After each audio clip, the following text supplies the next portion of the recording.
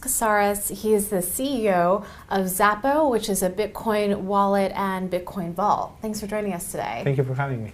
So Wences, you have a very unique background. You came from Argentina, from sheep farms in Argentina, and somehow that inspired you to start this company, Zappo, which is this virtual currency Bitcoin wallet and vault. So can you tell us a little bit about how you got from point A to point B?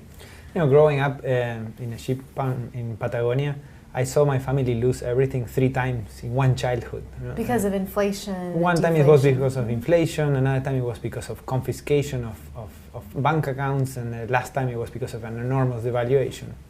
And you know, as a family, you remember that when it happens, and it takes a long time to recover. And we saw the whole country, all of our friends and family go through that. So the very first time I saw Bitcoin, it's like, wow, this is a solution to not only to my family and the people I know, but actually to more than 5 billion people around the world who don't have a solution for that today. We built something that does all of what you would need to do for the average consumer. You know, like you said, we not only keep them safe in vaults, so physically safe in different continents around the world, but also we made them insured. So if anything were to happen to your Bitcoins, you're covered and you're safe. So there's a lot of skeptics out there, a lot of people who say that Bitcoin could be going to zero. What do you think is the value of this currency? I think the big value of Bitcoin is it's the best form of a universal ledger we've ever seen. You know, until now, the best form of a universal ledger we've ever seen has been gold. But gold is not easy accessible to a lot of people around the world. It's not easy for them to buy it, to keep it. And today, with the proliferation of the internet, of mobile phones, when you add Bitcoin on top of that, it's probably the easiest way for someone in a country where they cannot trust their currency or they cannot trust their banks to keep the fruits of their labor. And it's something they didn't have until recently. So what type of people do you see investing in Bitcoin? I think we see 2 very different phenomena going on. In the developing world, it's average people who just want to put a significant part of their savings into Bitcoin because they trust it more than their local currency or the local banks. In the developed world is more sophisticated investors who are speculating with a very small percentage of what they have that this may be worth a lot in the future. And now you compare it a lot to gold, which in a way has been a standard for hundreds and hundreds of years. But when people are kind of considering, should I get into Bitcoin, they look at the markets on a week-to-week basis and they see the volatility. What do you think about the volatility? Is that a big risk factor for the adoption of this currency? Absolutely. I think Bitcoin for a while will remain just as volatile, incredibly volatile. How long is a while? Years. I think that for years, and until it becomes broadly adopted, it's likely to be as volatile as we've seen, and maybe even more volatile.